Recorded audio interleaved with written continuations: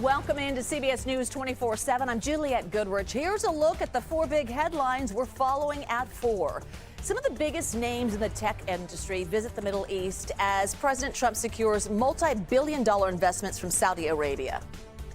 The moment we started, we've seen wealth that just poured and is pouring back into America. For the first time, we hear from the family of the young man who was just released from Hamas captivity. It is wonderful to have it done home. Really a gift from God. The ex-girlfriend of Sean Diddy Combs takes the stand in his sex trafficking trial. R&B singer Cassie describes their violent relationship and the freak-off sex parties she says she was compelled to participate in. All right, and this is video getting a lot of attention. It's a dramatic standoff with two young boys holding a loaded gun.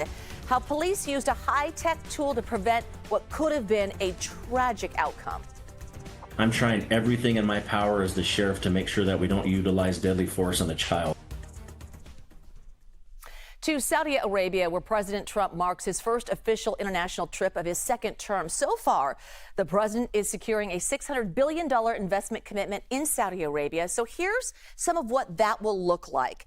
Nearly $142 billion for defense in Saudi Arabia from U.S. contractors, a $20 billion investment for AI data centers in the United States, a $5.8 billion investment in health care in the U.S., and a $4.8 billion investment for a Boeing 737-8 passenger jet. President Trump outlined the military equipment sale along with a string of other investments at the Saudi-U.S. Investment Forum.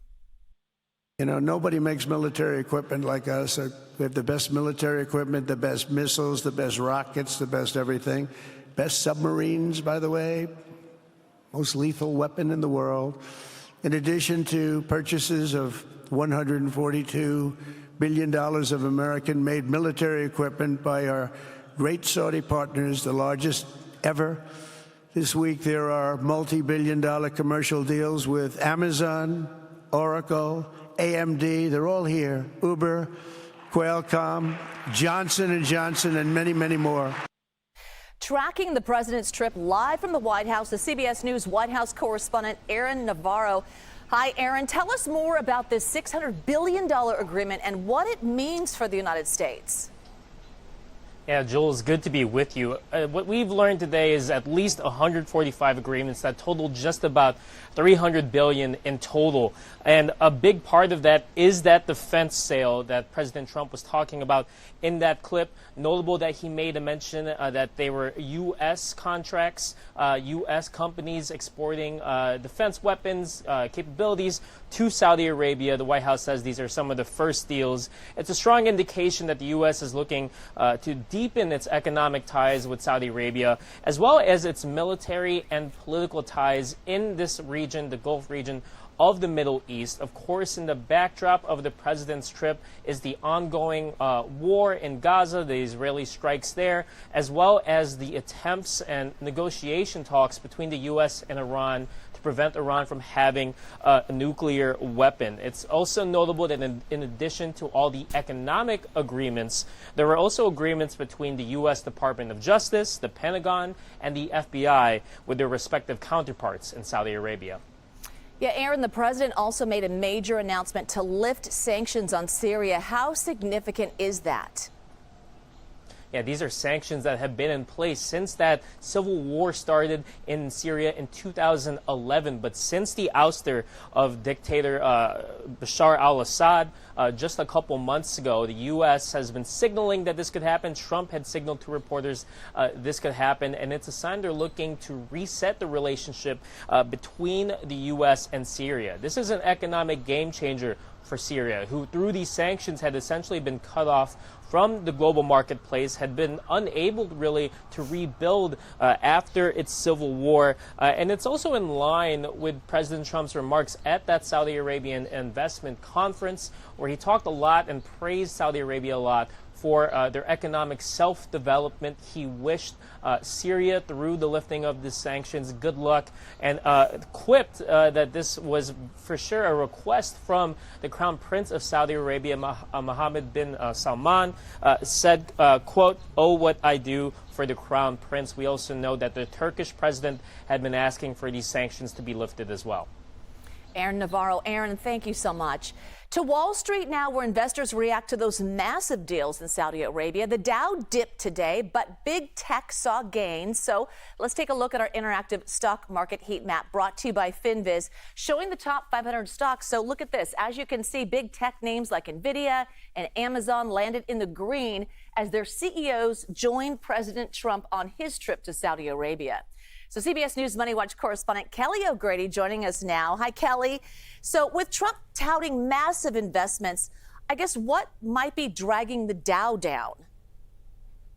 Okay, so let's go through all three of the major indexes. I'll start with the Dow. Really, I mean, that was the one that ended down 0.64%. I'm looking at it right now where it closed. It was United Healthcare. So United Healthcare drove a lot of those losses today. We heard that their CEO is stepping down for personal reasons, and it's going to be replaced by someone in the company who has been in that position before. But really what drove the stock down was not that leadership change. It's that the company is throwing out their 2025 forecast. Investors don't like to hear that. And what they said was Medicare costs were much higher than they had expected. And this is likely because you have a lot of folks that are in that more elderly bracket that are now doing surgeries and procedures that are necessary but weren't life-threatening. And so they were put off during COVID. So there's a big backlog of those types of procedures that are causing higher insurance costs than they originally predicted. So that's part of what's going on with the Dow. That was sort of the big driver of why it landed in the red.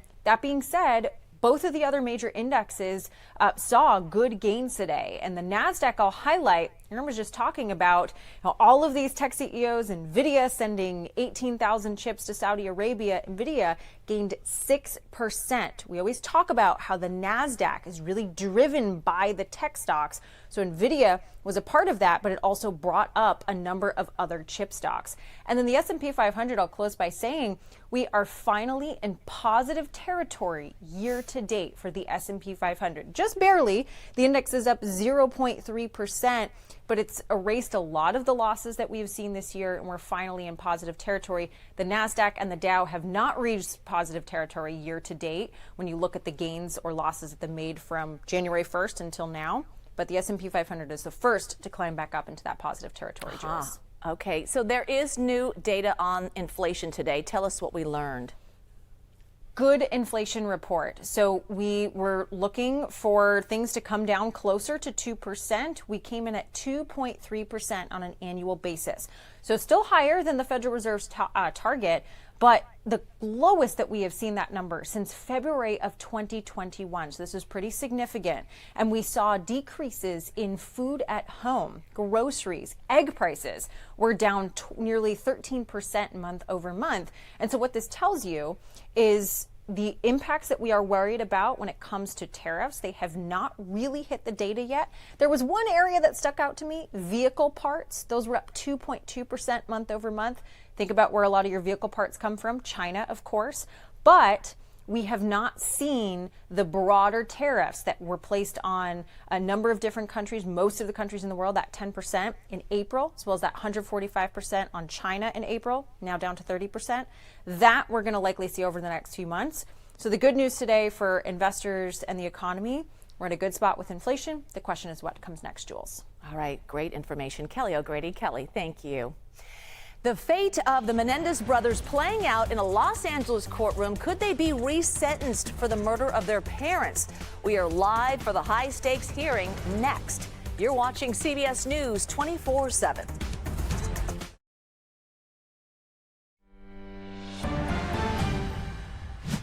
We head to New York on day 2 of Sean Diddy Combs' sex trafficking trial. So here you see Combs' children. They're arriving at court just this morning. There they are. Today, the jury heard from Combs' former girlfriend, the R&B singer Cassie Ventura. She took the stand after prosecutors yesterday showed surveillance video of Combs beating her in a hotel hallway back in 2016. CBS News legal reporter Katrina Kaufman joins us live from outside the courthouse. So, Katrina, Cassie is a key witness in this trial. So tell us what we heard from her today. It's great to join you, Jules. So we have been hearing from Cassie Ventura about her relationship with Sean Combs, and specifically this afternoon has been about how he taught her about one of his sexual proclivities, which was voyeurism. He liked to watch her have sexual interactions with other men. Cassie testified about how she loved him, she wanted to make him happy, and so she became involved in these, they were known as freak-offs, he called them. But she also talked in court about how humiliated she felt and disgusting, but she didn't want to make him angry with her. And the most striking moment today was that she burst into tears on the stand. At the time, she had testified that she worried about invoking his temper, and she said that his look would change over, his eyes would go black, and the version of him that I was in love with was no longer there when he would get upset with her. Another thing she said was that part of why she wanted to be a part of these freak-offs was it was a way for her to get one-on-one time with him. There were always so many people around. She was in love with him, and she wanted to have that time with him. So we learned a bit, too, about what was involved in these, the supplies that they would get. This included baby oil, Astroglide, certain lighting, candles that he wanted. One thing she said was that Sean Combs always wanted everyone to be glistening, so there was a lot of baby oil that was involved in these encounters, and she is continuing to testify now. So, Katrina, you were in the courtroom earlier. This obviously is an intense case, graphic testimonies. There is family there. What is it like inside the courtroom? I mean, to see Sean Combs' family sitting there listening to this very graphic testimony is really a sight. His children are there, most of them. His twin daughters are actually dressed identically in white blazers and pants. His mother is sitting there, as earlier a male escort was testifying, and now Cassie Ventura laying out rather graphic descriptions of these encounters that they were involved in. I was watching Sean Combs earlier too, and he would sort of look to the jury who was watching this testimony very intently. Yeah, absolutely. All right, Katrina Kaufman, thank you, and we'll continue reporting throughout the week. Thank you. Another high-profile case we're following, a resentencing hearing for the Menendez brothers. Eric and Lyle Menendez have served nearly 30 years in prison for murdering their parents. CBS News correspondent Carter Evans joins us live from Los Angeles. So, Carter, what did we learn in court today? Well, today we heard a lot from the defense, and the defense is calling witnesses basically family members of Kitty and Jose, and both the Menendez brothers as well. It's interesting because they are victims of this crime because their relatives were murdered, but they are the ones advocating for the brothers' release right now. So we're hearing from them on the stand. We're hearing about their communications with the brothers over the years while they are in prison. And we're also hearing them talk about things that the brothers have done while they're in prison. A green space initiative that Eric had initiated, and to try and get more green space at prisons, not just his, but also around the country. Also a hospice initiative to deal with the aging prison population. So that's what we're hearing today. The prosecution is getting a chance to cross-examine these witnesses, but I expect this will continue for the rest of the day, and then tomorrow we'll hear from prosecutors. How could the California Board of Parole's risk assessment about the Menendez brothers actually impact this case right now? Well, it's interesting, and I think we got a preview the week before when the judge responded to it. But basically what we know about what the risk assessment shows is that the brothers were interviewed by two forensic psychologists separately, and both of them in both cases found that the brothers still had a tendency to lie to cover up some of their indiscretions and also look at them as say, victimless crimes. And specifically what I'm talking about is having smuggled cell phones in prison as recently as this year. And the prosecution says, look, if there were ever a time that you were going to be on the straight and narrow and be perfect with your behavior, this would be it. And what does that demonstrate? The fact that they're still kind of skirting the rules and making excuses for it. He says that they're not really willing to accept the crimes and violations that they have committed. So that is the stance that he's taking. But again, it may not come into play, because what the judge said today is there is a presumption of resentencing entering into this hearing, basically meaning that they have to prove, the prosecution that is that the brothers would commit some sort of significant violent crime, like another murder, manslaughter, or perhaps rape, or a variety of other sexual crimes. There was a list of them, in fact, and those are the only ones that they are focusing on. They're not talking about things like smuggling cell phones into prison. Very good point. All right, Carter Evans. Carter, thank you. New video shows a tense encounter between police and two children holding a loaded gun. How the use of a drone led to a safe ending to a very high-risk situation. Next.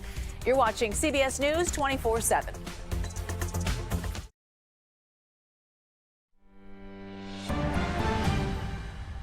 Some tense and shocking video out of New Mexico. Police are talking about a scary confrontation with two children handling a loaded gun. The incident happened back in February. CBS News' Elise Preston shows us how drone video was crucial to helping deputies at the scene. A dramatic standoff with two young boys in the backyard of an Albuquerque, New Mexico home, as deputies urged the 9- and 7-year-olds to drop a loaded handgun. Well, let's not do that. Let's take our hand off, buddy. Let's put it on the ground. After talking to them for about 5 minutes, deputies fire a non-lethal projectile at the wall. Drop it! Drop it! And move in quickly at the right angle to grab the gun from the kids. Drop it, both of you. I don't even have the gun. I don't have the gun. County Sheriff John Allen credits the department's drone program for the safe ending of this high-risk situation. The drone is great because it de-escalates and it makes sure that our deputies gain cover and that we can start de-escalating and speaking to the children. Not only did you all use these drone resources, you also used resources involving behavioral health. This case is very complex. There's a lot of domestic violence issues involved in this case, and I told you we've been there over 50 times. We are trying to help the mother on the other side, who is also a victim of domestic violence. So far, no charges have been filed in this incident. Hey! Put it down! Put it down, buddy! Authorities are working to get the family trauma therapy and behavioral support. I'm trying everything in my power as the sheriff to make sure that we don't utilize deadly force on a child. Unfortunately, I believe that's going to happen. Elise Preston, CBS News. To Georgia now, officials dismissed traffic charges that led immigration authorities to detain a 19-year-old college student. Police stopped Jimena Arias Cristobal earlier this month for allegedly making an improper turn and driving without a license. But a review of dash cam footage showed police stopped the wrong car, saying a vehicle similar to Cristobal's was responsible for the improper turn. She still remains in ICE custody and faces deportation despite being in the U.S. since she was 4 years old. Her father is also being held in the same facility after ICE arrested him last month following a traffic stop. Neither have criminal records. Jumping the map now to Oklahoma, where a Kansas City Chiefs superfan known as Chiefsaholic was sentenced for robbing a bank. 30-year-old Javier Babadar will serve 32 years behind bars. He was already serving time in federal prison for robbing 11 banks across 7 states. All the victims say the robberies were violent and changed their lives forever. You had people who had a gun put up to their head, and while he plays this game of, oh, hey, it was just a BB gun, that's BS in my opinion. A gun is a gun is a gun. We're not condoning what Mr. Babadar did. What we were saying in court is that he should be treated fairly under the facts and circumstances. Babadar developed a following on his Chiefsaholic account on the social platform X after attending games dressed as a wolf in Chiefs gear. Authorities say he stole nearly $850,000 to pay for his social media stardom. Right now, fire crews in northeastern Minnesota are trying to get a handle on 3 wildfires, 2 of them burning thousands of acres, forcing some communities to evacuate. High temperatures, low humidity, and gusty winds are creating a major challenge for firefighters. So it's a good time to bring in meteorologist Paul Hagan to talk about the conditions and the fires happening there. Yeah, usually not something that we associate with the weather in Minnesota, much less something so close to the Great Lakes. So let's get into the pattern. First of all, beginning with the details about the largest of those fires, which is called the Camp House Fire. This is burning to the north of Duluth, Minnesota, just to the west of the coast of Lake Superior. It's burned almost 12,000 acres. This is the largest of the 3 fires that is burning. And the conditions fueling this, well above average temperatures, a significant departure from those normal high temperatures. In fact, take a look at today's highs. Kind of an unusual situation where International Falls and Minneapolis, Minnesota are hotter than Kansas City and Oklahoma City. Also triple-digit heat down into Texas, over 100 degrees in San Antonio, well above the pace. And you add to that gusty winds as a storm system emerging from the Rocky Mountains is squeezing the atmosphere. So strong southerly winds are eventually going to transport higher humidity, but for now,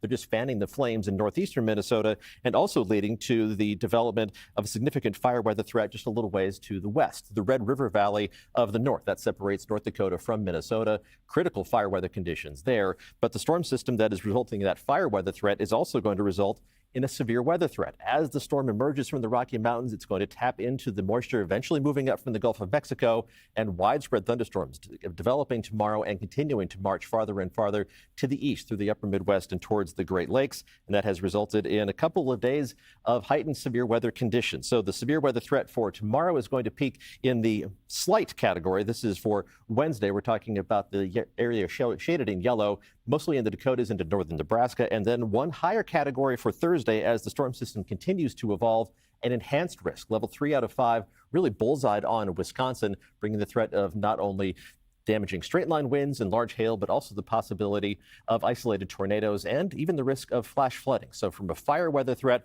to the risk of flash flooding, kind of weather whiplash kicking in for the middle of the country over the course of the next 48 hours or so. Be safe. Thank you so much. All right. Also, communities along the Mississippi River are facing a growing threat from an intrusion of salt water from the Gulf. CBS News' Kitty Weiss reports it's impacting the seafood industry and it's raising concerns about the safety of New Orleans' drinking water. We're on the banks of the Mississippi River, and this is our main water source. Mitch Jurisich is a third-generation oysterman, now a local councilman an hour south of New Orleans in Plaquemines Parish, where damage from saltwater is a daily problem. It's wiped out our public oyster grounds east of the river, put a lot of people in poverty. Saltwater from the Gulf has been flowing the wrong way up the Mississippi River and contaminating the fresh water supply for the 23,000 people who live here. Muddy messes like this one are popping up daily. Pipes corroded by the salt are rusting and bursting underground, wreaking havoc on our very fragile water system. Fixing what's broken and building a stronger infrastructure would cost this tiny parish an estimated $200 million. Power is a luxury. Water is a need. Saltwater intrusion is happening more often and lasting longer. Researchers here say drought, sea level rise, severe storms, and dredging are some of the reasons why. In 2023, salt levels climbed dangerously close to New Orleans. Because the U.S. Army Corps of Engineers manages the river, they built an underwater barrier called a sill to stop the saltwater from flowing north. That prevents the water from getting up to New Orleans St. Bernard. Corps spokesperson Ricky Boyette says the sills wear down. It's the first time it's ever been done 2 years in a row, more or less 3. It's not just to protect the estimated $9 billion in annual tourist dollars that pour into the Big Easy. 40 million metric tons of exports from New Orleans travel down the Mississippi each year. We do have the largest shipping channel in the country. So this summer, the Corps is filling crevices that have formed on the eroding edges of the riverbank. That's a lot of water that can maintain our flow. It's a move state and local leaders have demanded for more than a decade. What was the turning point for you to decide to take that action? We looked at it as soon as it started impacting navigation. That's where our authority comes in. Restaurant owner Byron Marinovich won't be waiting around. The salt corroded his appliances. The biggest thing's been the ice machine. This is our third one in 15 years that we've had to put in. This one just cost us about $5,600 just to top. What's next for you? If this keeps up? We're looking to move.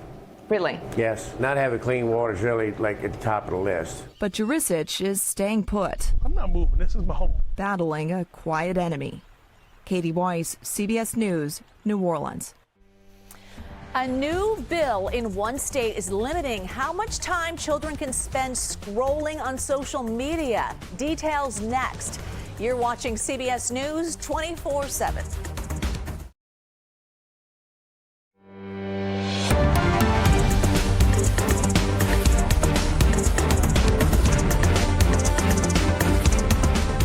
Congress is raising questions about President Trump's plans to accept a jumbo jet donated by Qatar's royal family for his personal use. The decision to accept the jet is actually drawing criticism from lawmakers on both sides of the aisle. CBS News congressional correspondent Nicole Killian joins us live now. So, Nicole, why are lawmakers so concerned about President Trump accepting the jet as a gift? It's a big gift in many facets. Yeah, well, obviously it's the optics, it's security, is the plane not only safe, but, could there potentially be issues in terms of trying to monitor the president while he may be on board, any surveillance issues? And then obviously it's the ethical questions, with respect to accepting a gift, if you will, from a foreign government. Take a listen to some of the concerns lawmakers shared with us earlier today. I understand that we may need a new Air Force One, but I'd love to have a big, beautiful jet that's built in the United States of America. That seems to me to be the way to go here. It's a nice gesture, but I think maybe the thing to do is to say, hey, we appreciate it, but there's a lot of other things you could help us out with, like stopping coddling Islamic fundamentalist terrorists in their own country. This is not only an outrageous example of corruption, which this administration is famous for, but it is also completely negligent and, as far as I'm concerned, reckless. To think that Air Force One, where the president is asked to function as our commander-in-chief in a situation room making life or death decisions, is on a plane given to us by a foreign government. And so as you can hear there, the concern is bipartisan, even though there are a few Republicans who didn't have any huge concerns with this, but many of them do, so much so that we heard from Leader Thune earlier today saying that this does raise a lot of questions, and also Minority Leader Chuck Schumer, who took to the floor earlier today saying he now intends to put a hold on any further nominees to the Department of Justice and wants the Attorney General who signed off on this deal, Pam Bondi, to testify before Congress on the issue. So the House Ways and Means Committee marking up the reconciliation bill today. So what can we expect from that, Nicole? Yeah, well, just to be clear, it's not just House Ways and Means. There are actually 3 different committees marking up this legislation. And also, to be clear, most of this bill has already been marked up or finalized in terms of the legislative language. What is happening this afternoon is that these 3 committees, House Ways and Means, Energy and Commerce, and also Agriculture, are kind of marking up the more critical components of this bill, including in terms of House Ways and Means, that is, an extension of the president's tax cuts. House Energy and Commerce is charged with the Medicaid portion of this package. As we've been reporting, obviously, this may include some cuts to the Medicaid program with respect to implementing work requirements, tightening some of those eligibility requirements, and also doing the same for the SNAP program, which the House Agriculture Committee has jurisdiction over that. They're looking to put a little bit more of the onus onto states and also tighten up some of the work requirements, increase the work requirements for individuals who are on nutritional assistance, SNAP or food stamps. So those are some of the changes that these various panels are working through throughout the better part of this afternoon and this evening. All right, Nicole Killian. Nicole, thank you. Joining President Trump on the first major overseas trip of his second term, leaders of some of America's biggest tech companies. CEOs shook hands with the Saudi Crown Prince and President Trump at an investment forum today. Among them, Elon Musk. So let's bring in tech journalist Yasmin Khorram joining us now in studio. So Yasmin, we hear that Musk is really inking a big deal for his company SpaceX on that trip, right? Yes. So what more can you tell us about that? Big trip. President Trump is there alongside Elon Musk and some of the biggest tech CEOs. They're all rubbing elbows with Saudi investors. For Americans, Saudis are known to have some of the deepest pockets, so that's why they're there. For the Saudis, they want to be known for something other than oil. So they're making the pitch to these tech CEOs that they could be the future AI hotbed. Elon Musk, as we said, we've got Palantir's Alex Karp, Uber's Dara Khosrowshahi, Sam Altman from OpenAI. the who's who of CEOs. Promises are already being made. Elon Musk has already said that Starlink will now be has been approved in Saudi Arabia, and he also cynically said that we will begin to see robo-taxis there, which is quite ironic because we don't even have robo-taxis here yet. I know investors are waiting to see this big robo-taxi he's been talking about for years. He said Starlink will begin to be in aviation and maritime use in Saudi Arabia. He also teased that robo-taxis will be there soon. Interesting. Okay. All right, let's talk about big tech. So we're talking about some of the companies. Microsoft actually just announced some job cuts. Is that right? Yes, this is a big announcement from Microsoft. A spokesperson confirmed to me that they will be laying off nearly 3% of its workforce. So if we take a look at their numbers, that's around 6,000 people. Now, this is interesting, you guys, because just 2 years ago, Microsoft laid off 10,000 people. And we're not only seeing it with Microsoft, we're seeing it across the entire tech sector. I know we've talked a lot about DOGE and the federal government cuts that are happening. It's also happening in tech. We're only in May, and already we've seen 50,000 layoffs across the tech sector. So, Juliet, it's really a volatile time. Yeah. I always like to touch on new technology, especially if it's going to help in the health aspect of things for people. So you're mentioning that maybe there's new technology to help people who are paralyzed. Did you actually look into a new device helping people with ALS? Yes, it's National ALS Month, and I know we've been talking a lot about brain-computer interface and the race to help people who have different forms of paralysis be able to move a laptop or a prosthetic using only their thoughts. So there's a new one. I want to tell you about it. It requires no surgery. It's called Cognition. They're actually backed by Amazon. I spoke to a patient who was paralyzed after a diving incident a few years back. He uses Cognition. Here's what Ian Burkhart told me. Someone who's thinking about having an implanted device put in their body, I think it's really helpful for them to be able to have a little taste of something that's a wearable device first. And for those who don't want to have anything implanted in their body, I think it's really helpful to have other options for those individuals. So Ian is part of the Brainiac Council for Cognition. He helps design and create this for the company. It's a headset. It looks a lot like a VR headset that you'd see from Meta or Apple. It sits on your head, kind of like sunglasses, basically. And you'll see that there's like 6 sensors in the back that kind of brain map and take note of your intention and attention. And it helps people be able to speak, be able to move objects, helped him be able to move his arm. It's amazing. Yeah, I do like to hear about advancements when it comes to health, and it's not too heavy, and it certainly is helping those. Okay, thank you so much. So now, to read more of her exclusive interview with Cognition CEO, you can check out Yasmin's Substack, The Y Access. I get it every day. Thank you very much. You can find it at yasmincorum.substack.com. Great work, and thank you so much. Appreciate it. Okay, so to Virginia now, where teens will soon face the limits on their social media use. Governor Glenn Youngkin signed new legislation into law. It requires social media companies to set a default time limit of 1 hour per day for users under 16 years old. You got it? 1 hour. Parents have the ability to then adjust the time. The new law takes effect in 2026. Wow. All right, if you've ever had a conversation with someone who truly believes in a conspiracy theory, despite all the evidence, you'll know how frustrating that can be at times. But now an AI bot can potentially do that for you. CBS News confirms Melissa Matani talked to one of the creators of a new kind of chatbot.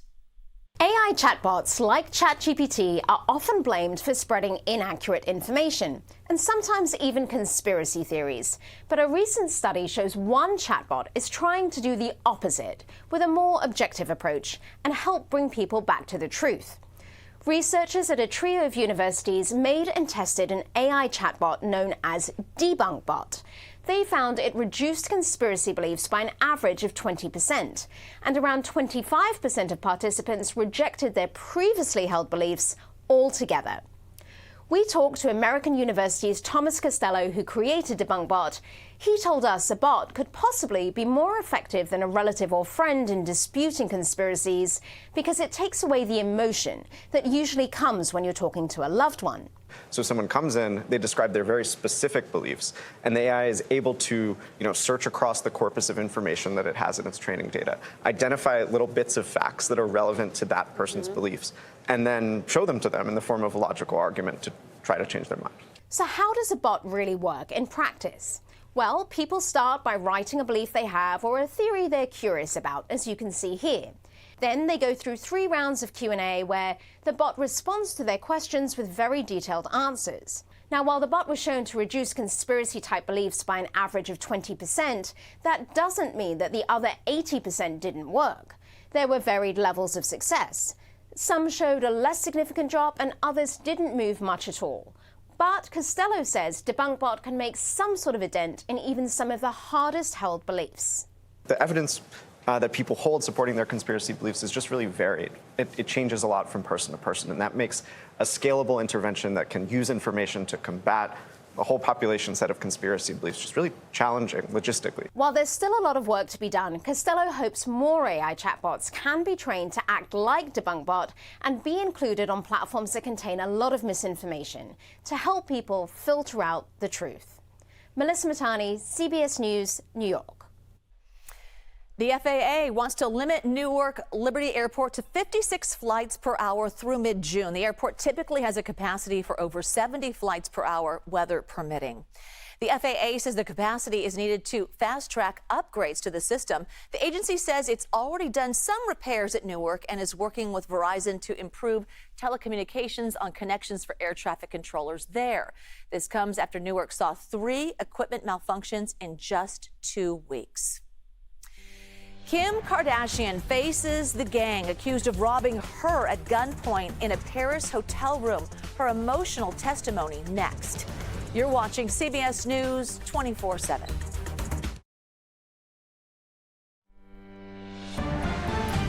Breaking news in the world of baseball. Pete Rose and shoeless Joe Jackson were just removed from the MLB's permanently ineligible list.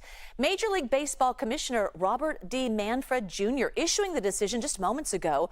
Rose was exiled from the sport back in 1989 for betting on his team's games. Rose died in September of last year at the age of 83. This now makes them eligible for the Baseball Hall of Fame. Now to what could be the most shocking NBA draft lottery ever. It is a chance for teams to turn around their franchise with their next superstar. And last night in Chicago, the Dallas Mavericks won the lottery to pick first next month. But here's the amazing stat. They had just a 1.8% chance to win and jumped 10 spots to grab the top pick. It's the biggest move by any team in lottery history. Duke star Cooper Flagg is expected to be picked first overall. And it might lessen the pain for some Mavericks fans, a lot of them furious after Dallas traded Luka Doncic to the Los Angeles Lakers back in February. CBS News Texas caught up with some fans today. I looked at my phone and I was like, no way. And I couldn't sit down for like 10 minutes. It was insane feeling. I was like, after the crazy stuff that we had this year, and then for it to turn around, we get the first round pick with like 2% chance. I mean, it's a crazy feeling. So I'm excited. And Mavericks fans will be watching when the draft starts on June 25th in Brooklyn and at Barclays Center. All right, the parents of released Israeli-American hostage Idan Alexander, they spoke out today. They described the harsh conditions their son faced while held captive by Hamas militants in Gaza. Alexander's release resulted from negotiations between the United States and Hamas. The United States appeared to have largely bypassed Israel in the negotiations. Alexander's father thanked President Trump for his release. Idan's release is not just about our family.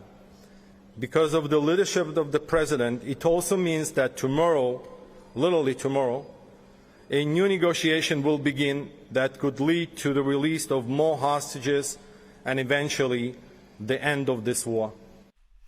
Right now, Alexander is being treated at a hospital in Tel Aviv. His parents say he will soon be home in New Jersey and reunited with his friends and family.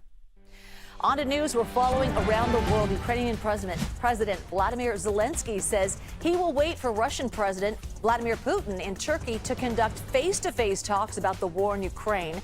Putin hasn't said whether he will attend the talks. Thousands have died since Russia invaded Ukraine 3 years ago. In London, police arrested a man suspected of starting a fire at UK Prime Minister Keir Starmer's private home. No one was actually hurt in this fire. Starmer doesn't actually live in the home. He lives in the Prime Minister's residence. Police say the man who set the fire is connected to 2 other fires. And French actor Gerard Depardieu has been found guilty of sexually assaulting 2 women on a 2021 film set. He was given an 18-month suspended prison sentence and fined about $30,000. Depardieu was not in court for the verdict because he is filming in Portugal. His lawyer plans to appeal the decision.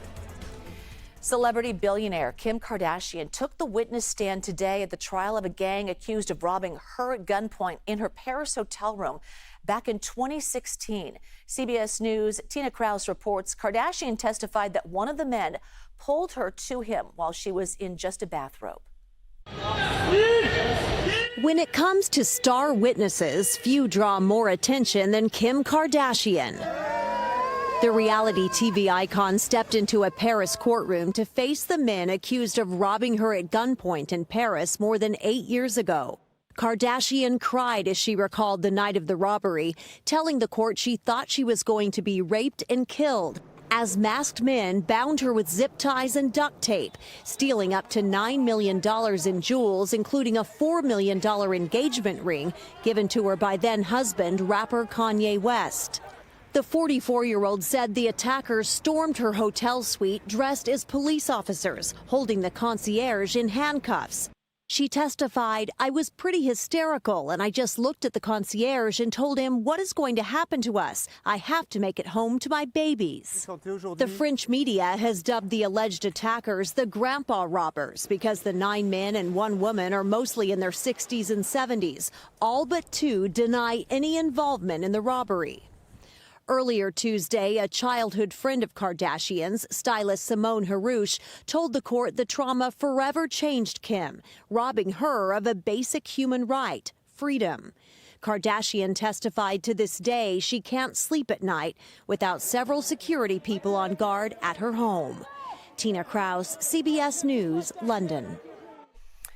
The Cannes Film Festival rolled out the red carpet today, and organizers of the festival want to make the dress code clear. No nudity. While nudity was never endorsed at the festival, Cannes updated its policy due to the recent trend of sheer and nude dresses. So one of the actors being honored tonight, Robert De Niro. Leonardo DiCaprio presented De Niro with an award for his lifetime achievements. De Niro accepted the award, saying, "Thanks, kiddo," to DiCaprio, who he first worked with in 1993. And then check this out. The James Webb Space Telescope is giving us the best view yet of the glowing auroras on Jupiter. Scientists analyzed photos that the telescope caught in late 2023, and those pictures show those auroras are hundreds of times brighter than the northern lights that we see on Earth.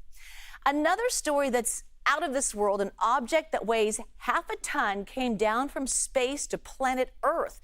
CBS News 24/7 anchor Errol Barnett explains in our TikTok tube. A Soviet-era spacecraft that was meant to land on Venus half a century ago plunged back to Earth Saturday morning. I know many of you are worried about this. According to a Russian space agency, Cosmos 482 splashed down in the Indian Ocean west of Jakarta, Indonesia. Did not knock anybody in the head.